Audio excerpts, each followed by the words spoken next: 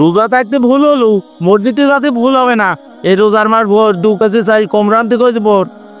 আমিও বলেছি চাল কম করে নিতি, রোজা থাকি বা না থাকি ছেলেপিলি দুটো চলে যাতে আমি ইফতারি করাতে, আর মাঝজনে আবার গোসাই নিয়ে আসবো পলিথিনি করি মসজিদে। আর গিয়ে দেখবি প্লেট বেশি বেশি বড় বড় প্লেট ধরবি।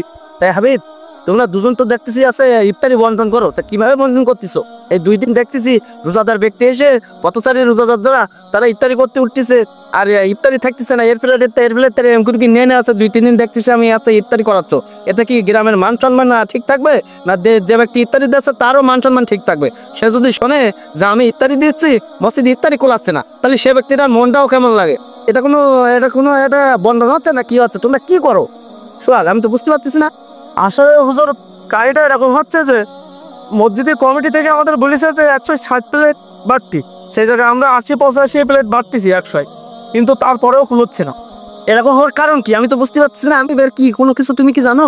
অবশ্যই এর কারণ হলো কোলে করে নিয়ে এসেছে, 2-3 করে ছেলে নিয়েছে, কোলে নিয়ে এসেছে, 1000 করে নিয়ে এসেছে, 2 প্লেট 3 প্লেট করে নিয়ে যাচ্ছে, বাড়িতে রেখেছি, আবার ছেলেপিলে সাথে করে নিয়ে আইসি, আবার বসতেছে ছাদের পরে, আবার বসতেছে, ওইভাবে দাও এবার ইত্যাদি দাও। কিভাবে খুলবে বলেন এবার? এইভাবে ইত্যাদি করলে, এইভাবে যদি লোকজন চলাফেরা করে, তাহলে তো আমাদের মসজিদের ভাবমূর্তি নষ্ট হয়ে যাচ্ছে, আমাদের এলাকার ভাবমূর্তি নষ্ট হয়ে যাচ্ছে। এদিকে কি তোমরা খেয়াল করেছো? এখন কি করা যাবে বলেন? একটা সমাধানে আমাদের আসতে হবে, তা না হলে তো হবে না। আচ্ছা হাবিব, সোহাগ, তাহলে তোমরা এক কাজ করো, মসজিদের যে কমিটি আছে কমিটির সাথে বসে একটা কথা বলো, কথা বলে এটা আলোচনা করি কিভাবে করলে কাজটা বন্টনটা কিভাবে করলে সবাই ভালোভাবে পাবে এবং কম পড়বে না। আর যে ব্যক্তি ইফতার দিয়েছে একটা ডেকে 4000-5000 টাকা খরচ হচ্ছে, কিন্তু লাস্টে যদি সে লোকজন যদি তার সাথে যদি লোকজন যদি বলে যে আজকে অমুক ইফতারি দিয়েছে, ইফতারি কোলায়নি, তাহলে তার মনটাও কেমন লাগে, আর শুনলেও বা কেমন কেমন শোনায়, কেমন দেখতে লাগে। এর একটা বিহিত না করলে হবে না। তোমরা কমিটির সাথে কথা বলে যেভাবে যা করলে তার একটা বিহিত করো। কি ব্যাপার আপনার এত সেলিব্রিটির সাথে করে নিয়ে কোথাও যাচ্ছেন ইফতারির টাইমে? এই তো হুজুর যাচ্ছে একটু মসজিদের দিকে ইফতারি করতে। হুজুর একটু দেখো সচকে, আমার তো বাড়ি কম পড়ে কেন, এই ছেলেপিলে করে নিচ্ছে, 2 করে নিচ্ছে, আবার ঘাড়ে একজন, এবার ছাদে পরে গিয়ে বসে খাবে, আবার পলিথিনি করে এতটা করে নিয়ে বাড়ি যাবে, তাহলে কিভাবে করবো বলেন?